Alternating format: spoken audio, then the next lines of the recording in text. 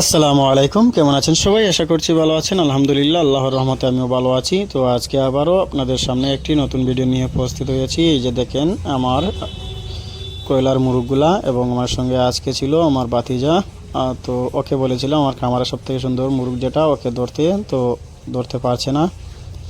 বললাম যা ওকে ধর। তো ধরার জন্য অনেক চেষ্টা করে, কোনো সময় ধরে ফেলে, তারপর ওদের লেজ ধরে টানাটুনি করে, এই যে আপনারা দেখতে পাচ্ছেন। তো যাই হোক, ও যখন আমি খামারে ঢুকি সবসময় ও আমার সঙ্গে থাকে, যাওয়ার পরেই আমার সঙ্গে ঢুকে যায়। এই যে দেখছেন আপনারা কীভাবে ও লেজে ধরে টান দিচ্ছি। সেটাই হোক, তো আমার এখানে মোট 90টির মতো মুরগ আছে। তো আমি ওইগুলো বিক্রি করব, যদি কারো লাগে তো অবশ্যই যোগাযোগ করবেন ইনশাল্লাহ। আমার ফেসবুক পেজের মধ্যে কমেন্ট করবেন, আমি আপনাদের সঙ্গে ফোনের মধ্যে আলাপ করে রেটটা আমরা ঠিক করে নেব।